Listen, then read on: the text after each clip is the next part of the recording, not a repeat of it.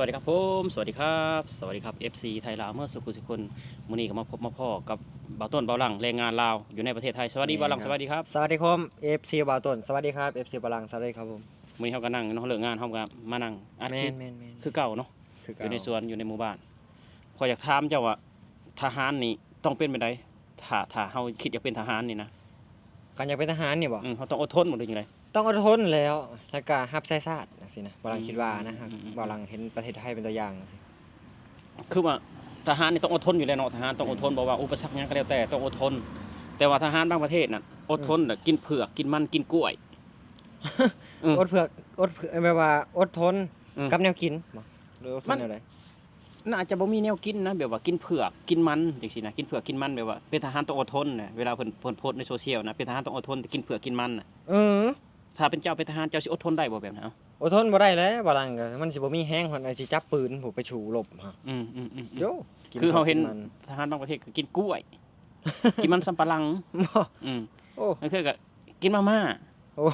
มาม่าห่อนึงก็กินละ 4-5 คนจังซี่นะโอ้เขาบ่แม่นว่าเขาให้อดทนแบบนั้นเป็นทหารเข้าใจบ่แม่นอดทนแบบอุปสรรคแดดฝนก็ต้องสู้แม่นป่าดงก็ต้องแบบว่าผ่านผ้าให้ได้อุปสรรคยุงบ่ว่ามาแมลงหรือว่า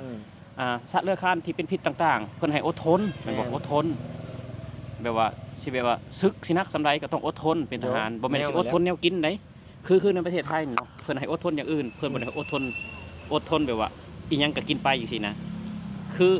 ทหารในประเทศไทยนี่การอยู่การกินน่ะเพิ่นซัพพอร์ตอยู่แล้วเต็มที่การอยู่การกินเต็มที่เนาะคือเฮาเห็นแบบว่าทหารอยู่ชายแดนเนาะชายแดนนั่นไทยกัมพูชานี่เพิ่นเอาอเมซอนให้กินกาแฟอเมซอนเจ้าเคยซื้อกินจักเทื่อกาแฟมันยี่ห้อแพงๆเขาเว้ากันน่ะบ่กาดอกแก้วหั่นเด้บ่ได้บ่เคยกินได้เคยกินแต่อันกระป๋อง67 บาทนะคือว่ากาแฟนะหั่นบ่ต้นพัดจะเกิดมานะอายุฮอด42 ปีบ่ต้นซื้อกินครั้งนึงกาแฟอเมซอนแม่นมันเป็นรสชาติแนวใดมันก็สิแซ่บของมันหั่นแหละเนาะแซ่บของมันถ้าแบบว่าระดับคนมีฐานะหน่อยนึงนะว่าง่ายก็ซื้อกินกาแฟอเมซอนน่ะแม่นสำหรับแบบเฮานี่คือบ่ต้นอายุ42 ปีแล้วบ่ต้นกำลังซื้อกินแค่ครั้งเดียวมันราคาจักบาทกาแฟอเมซอน60 บาท60 บาท60 บาทอ๋อ60 บาทโอ้นี่เนาะนี่อันนี้คือเพิ่นไปเสิร์ฟกาแฟอเมซอนให้ทหารชายแดนเลยนี่กาแฟอเมซอนนี่คือทหารไทยบ่ได้กินกาแฟซองเด้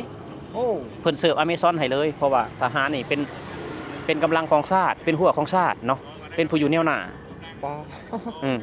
เพิ่งฮู้ได้นี่คิดว่ากินกาแฟซองแบบว่าต้มน้ำร้อนชงเอาบ่แม่นบ่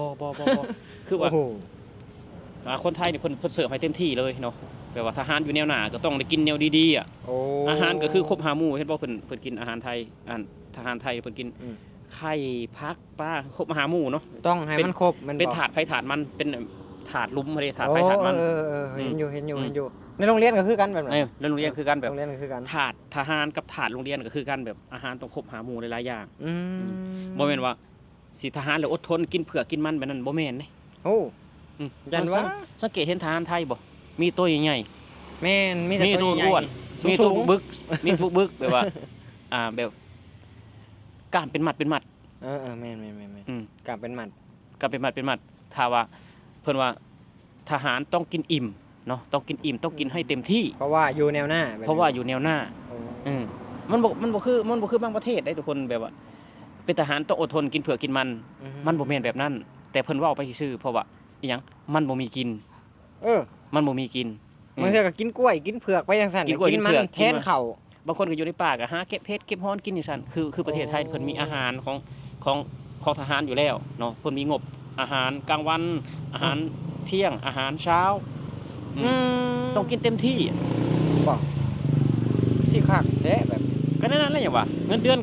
ก็หลายเด้ทหารเงินเดือนก็หลายอีกก็วันนี้แนวกินเขาก็ครบ5 หมู่แม่นแบบว่าพร้อมหมดทุกอย่างคือจะเห็นทหารไทยบ่ทหารไทยมีแต่แบบว่า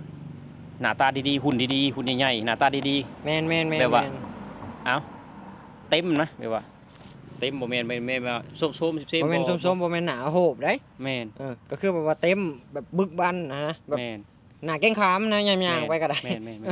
เป็นตาย้านนะ นี่แหละทุกคนคือว่ารั้วของชาติต้องกินให้อิ่มเนาะบ่ได้ให้อดได้บ่ได้ให้อด โอ้ คือเฮาเห็นแบบชายแดนไทยกัมพูชาเนาะ อืม คือเพิ่น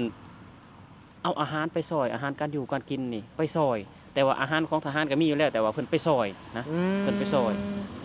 ก็คือแบบว่าไปเนี่ยอยากให้แบบว่าทหารนี่มีกำลังใจแบบนี้ แม่น บ่ มีกำลังใจให้ทหารกินอิ่มแต่ให้ทหารบ่ได้อด โอ้ อืม คือว่าทุกสิ่งทุกอย่างก็มอบให้ทหารเป็นรั้วของชาตินะถ้าว่าเป็นสวนก็คือทหารนี่เป็นรั้วของสวนหรือว่ากำแพงของบ้านก็ว่าได้ อืม ก่อนไปว่าศัตรูหรือว่าภัยคุกคามเข้ามานี่ต้องทหาร ก็ต้องผ่านทหารก่อน ผ่านทหารก่อน โอ้ อืม ต้องผ่านทหารก่อน นี่แหละทุกคนคือแบบว่า ประเทศที่เพิ่นแบบว่า พัฒนาบ่ พัฒนาเศรษฐกิจดีเนาะ โอ้โห เพิ่นก็ต้องแบบว่าทหารนี่ก็คือว่าถ้าเขาเป็นทหารแล้ว ต้องเลี้ยงครอบครัวได้ เลี้ยงลูกเลี้ยงเมียได้ เลี้ยงตัวเองได้ อืม บ่แม่นว่าสิเข้าไปแล้วอดๆอยากๆได้บ่ได้ ทุกคนเนาะบ่ได้ รถอยาก อืม ๆเพราะแบบว่าอยู่มือกินมือจังซี่ อยู่มือกินมือบ่ได้ บ่ได้ คือ แล้ว คือเห็นทหารไทยเนี่ยคือว่าเนาะคือว่าเพียบพร้อมนะอุดมสมบูรณ์ว่าง่ายซะอุดมสมบูรณ์ แๆอุดมสมบูรณ์ เพราะว่าเพิ่นมีงบของทหารเพิ่นอยู่แล้วทุกคนคือประเทศไทยนี่แล้วก็หน้าตาก็ล่อเล่าอีกทหารไทย หน้าตาหล่อได้ พอต้นเห็นน่ะหน้าตาล่อเล่าอีกทหารไทยทหารตำรวจจังซี่นี่เพิ่น แม่น หน้าตาหล่อแล้วก็ อืม แบบจังได๋ล่ะหน้าเกรงขามหันนะย่ำๆไว้ก็ได้ แบบว่าหุ่นเพิ่นได้สัดส่วนเพิ่นได้ แม่นๆสูงได้คนไทยน่ะสูง สูง สำหรับบาลังเห็นมาก็บาลังคิดว่านะบ่ต่ำกว่า180ผู้ ความสูง 170 เออ 180แม่น สูงอีหลี คือว่า160นี่บ่อยากมี แม่นหน้าเด็กน้อยก็ยังว่าลื่นบาลังนะบาลังเห็นน่ะ คันว่ากะเกณฑ์ของเพิ่นก็คือเอา160ขึ้นไปเนาะแต่ว่าคนไทยเนี่ย160นะหายากเข้าใจบ่ หายาก 160 ยาก 160หรือว่าเมตร60นี่หายาก อืม เพราะฉะนั้นแล้วมีแต่170 180 190 โอ้ แล้วก็15ก็ยังมีนะทหารนะ ปอ ทหารไทยนะ แม่นคนไทยเขาเจ้าดื่มนมตั้งแต่คลอดออกมากับเล่งนมเลยเนาะเข้าโรงเรียนก็ยังกินนมอีก โอ้โห กินนมอยู่บ้านแล้วไปกินนมโรงเรียนอีก ว้าวคำว่าจังซั่นน่ะสมมุติว่าเฮาเอาลูกเฮามาเรียนอยู่ไทยนี่คือสิแบบดีนะเนาะ แม่นคือว่ามันอุดมสมบูรณ์นะบ่ว่าแต่ทหารนะคือเฮาอยู่ในประเทศไทยเนี่ยเฮายังอุดมสมบูรณ์เฮายังอ้วนเฮายังหยังนี่ แม่นเบิ่งเอาเฮาเป็นแบบอย่างจังซี่เฮานี่ก็คือแบบว่าอยู่ประเทศไทยบ่ได้อดอยากๆนะ บ่ได้อดทุกคน เออน มนี่คือว่าเฮาก็ได้กิน ได้ อาหารเฮาก็บ่อึดบ่อยากถ้าว่าอยู่บ้านเฮาเองก็คือว่านมก็2เดือนได้กินบ่เทื่อหนึง โยแนวมันแล้ว บ่ได้กินซ้ำบ่กล้าซื้อกินมันบ่มีเงิน บางเทื่อก็บ่กล้าซื้อกินบางเทื่อก็บ่มีเงินแน่จังซี่ บ่มีเงินได้ เพราะว่าเฮาก็ไว้เก็บไปซื้อก็เพียงนัวแนวอื่นที่ว่ามันจำเป็นแม่นบ่ล่ะ แม่น บ้านเฮามันหาเงินยากอยู่แล้ว คือว่าทหารไทยนี่ก็ถ้าเปรียบเทียบกับทหารสหรัฐอเมริกานี่ก็หุ้นใกล้ๆเคียงกันนะ โอ้ ตัวใหญ่คือกันคนบ่ต้นแบบว่า เห็นแบบชายแดนไทยกัมพูชาเนี่ยแบบเห็นชัดเลยว่าทหารเนี่ยโอ้คือตัวใหญ่คือเป็นหนาเกรงขามแท้ทุกคนเป็นตาย่านนะเนาะเป็นตาย่านว่าง่ายซะเรื่องกำลังพลนี่ก็โอ้โหสุดยอดเนาะ อันเรื่องนี้นะนี่เรื่องค่อยเห็นเดี๋ยวนี้มันเป็นประเด็นหลายอันที่ว่าใน TikTok นะว่าประเทศกัมพูชานะประเทศเขมรนะ ว่าสิปิดด่านปิดหยังแหละอันบ่ส่งของนำเข้าประเทศไทยจังซี่ประเทศไทยมันสิมีผลกระทบหยังเนี่ยบ่ต้นเจ้าคิดว่าหยัง ก็มีหน่อยเนาะทุกคนมีหน่ มี อย บ่อย มีหน่อย มีบ่ เพราะว่าประเทศไทยเป็นประเทศที่ผลิต ประเทศไทยเป็นประเทศที่ผลิตบ่เป็นประเทศซื้อเข้าใจบ่ ถ้าสมมุติว่าบาลังเห็นใน TikTok นะประเทศเขมรไม่ส่งมันสำปะหลัง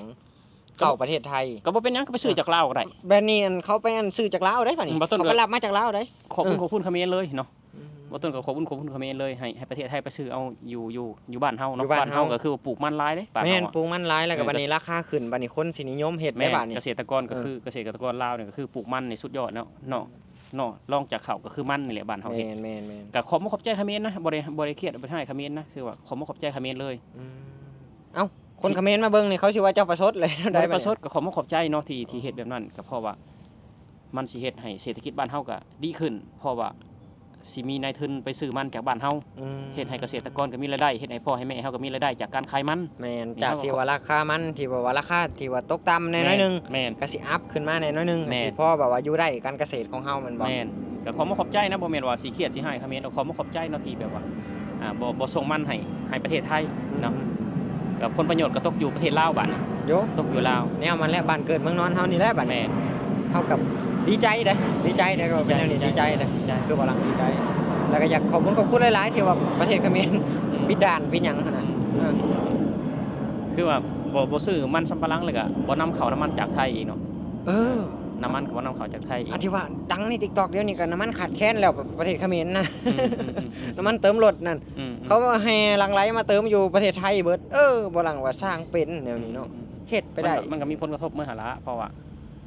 คือเขมรก็นำเข้าจากไทยเนาะน้ำมันน่ะนำเข้าจากไทยกันแล้วก็นำเข้าจากสิงคโปร์บ่หรือประมาณนี้แหละทุกคนเนาะมันก็มีผลกระทบมันมีผลกระทบหลาย หลาย ยังว่าสหรัฐนี่ว่ามันจักแม่นเรื่องจริงหรือเปล่าว่าสหรัฐแบนจากประเทศเขมรเนี่ยบ่ให้เข้าประเทศเลย อืม มันมีหลายอย่างนะกระแสเดี๋ยวนี้มันดังขึ้นมาหลายสิ มีแบบสำหรับแรงงานลาวเขาก็คือแบบว่าบ่ต้นอยากให้แรงงานลาวเขานี่คือเก็บเงินเก็บทองไว้เนาะช่วงนี้ก็คือประหยัดอยู่ประหยัดกินเนาะเพราะว่าเหตุการณ์บ้านเมืองมันก็บ่แน่นอนเนาะทุกคนมันก็บ่แน่นอน ช่วงนี้ก็คือโอกาสทองแรงงานลาวเฮาเด้ แม่น โอกาสทอง เฮาก็เก็บเงินเก็บทองประหยัดเนาะเพราะว่าอีหยังมันก็เกิดขึ้นได้ทุกคนเนาะในโลกใบนี้หันนะเฮาก็ประหยัดขยันประหยัดอยู่ประหยัดกินหั่นแหละ แม่น สิ่งใดที่บ่ควรซื้อเฮาก็บ่ซื้อเนาะสิ่งใดที่บ่ควรจ่ายเฮาก็บ่จ่ายเฮาประหยัดเงินไว้ในกระเป๋าเฮาน่ะดีที่สุดเนาะเพื่อเซฟตัวเอง ถ้าเกิดเหตุการณ์อีหยังมันขึ้นมาเลยก็เฮามีเงินอยู่เด้เฮามีเงินอยู่เกิด ก็ คื คือ อเหตุการณ์แบบนี้ก็คือเศรษฐกิจมันก็บ่อยากดีปานใดทุกคนเศรษฐกิจมันก็บ่อยากดีปานใดบ่ว่าแต่แรงงานลาวเฮาแหละคนไทยเพิ่นก็อาจจะลดค่าใช้จ่ายบางสิ่งบางอย่างลงเนาะเพื่อเซฟตัวเอง แม่นก็คือเฮาป่วยจังซี่เฮาก็มีเงินอยู่แล้ว แม่น เฮาก็ แม่น สามารถไปโรงพยาบาลได้ แม่น จังซี่ ผู้เฒ่าบ้านเฮาก็ย่านเนาะผู้เฒ่าบ้านเฮา ย่าน ผู้เฒ่าบ้านเฮาก็แปลว่าพวกคิดยังบ่ฮานอยู่ก็คือย่านเกิดยังแต่จริงแล้วบ่ต้นก็คิดว่ามันบ่เกิดดอกผู้รักผู้ใหญ่เพิ่นก็อาจจะเคลียร์กันได้นะ แม่น เคลียร์กันได้มันบ่เกิดแบบนั้นดอกทุกคนทุกมื้อนี่เนาะ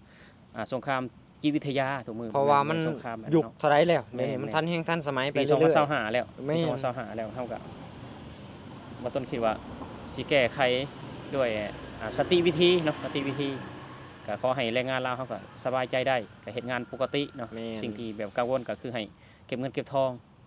เก็บเงินเก็บทองไว้ประหยัดเนาะขยันทำงานตั้งใจทำงานคือเฮามีหน้าที่คือมาทำงาน แม่น คือเฮามีหน้าที่มาทำงานบ่ต้องกังวลอีหยังหลายๆอย่างเนาะคือแบบแรงงานเขมรกลับบ้านช่วงนี้คือว่าแรงงานลาวเฮาก็คือแบบให้สู้งานเก็บเงินเก็บทองเนาะเพราะว่าก็ให้คิดไว้เสมอว่าบ้านเฮามันจน แม่น บ้านเฮามันจนคือเฮามาหาเงินเฮาก็ต้อง บ้านเฮา เฮาก็ต้องหาเงินเนาะบ่มีหน้าที่อื่นคือเฮามาหาเงินเฮาก็ต้องหาเงิน เนาะ เนาะทุกคนสำหรับคลิปนี้ก็บ่ต้นก็สิออกมาเว้าแต่เพียงเท่านั้นแหละทุกคนเพราะว่าคือว่าทหารนี่ต้องอดทนบ่แม่นสิอดทนแนวอยู่แนวกินเด้ ให้อดทนแบบว่าผ่านผ่าอุปสรรคบ่แม่นให้อดทนแบบอดมือกินมือบ่แม่นคือประเทศไทยเพิ่น รถอยากๆ ให้ทหารนี่กิน เต็ม เต็มที่เนาะทุกคนให้ทหารกินเต็มที่เพราะว่าประเทศไทยนี่ถ้าว่าซอยเรือหยังก็คือสามัคคีซอยเรือกันซอยเรือคือว่าวันนี้จะไปช่วยทหารนะที่จังหวัดสุรินทร์คือว่าโอ้เนาะเครื่องพวกบริโภคแกเป็นคันรถไปเพื่อช่วยทหารแนวหน้าของประเทศไทยหรือว่ารั้วของชาติเนาะที่ปกปักรักษาพื้นแผ่นดินไทยให้ลูกให้หลานถือว่าเต็มที่เนาะประเทศไทยเพิ่นช่วยเหลืออยู่แล้วเนาะสำหรับที่นี่ก็พวกเขาสองคนขอต้นกระเป๋าหลังแรงงานลาวอยู่ในประเทศไทยก็สิอำลาพระจากพี่จากน้องขอบคุณประเทศไทยเนาะขอบคุณพื้นแผ่นดินไทยเนาะขอต้นกระเป๋าหลังก็ขอเป็นกำลังใจให้เจ้าหน้าที่ผู้ปฏิบัติหน้าที่ตามแนวชายแดนไทยกัมพูชาเนาะก็ขอให้ทุกคนแคล้วคลาดปลอดภัยต่อภัยอันตรายทั้งปวงเนาะขอให้ทุกคนมีความสุขขอให้พี่น้องไทยทุกคนมีความสุขและสุขภาพแข็งแรงเจริญสำหรับที่นี่บ่ต้นเขากล่าวคำว่า สวัสดีครับผมสวัสดีครับ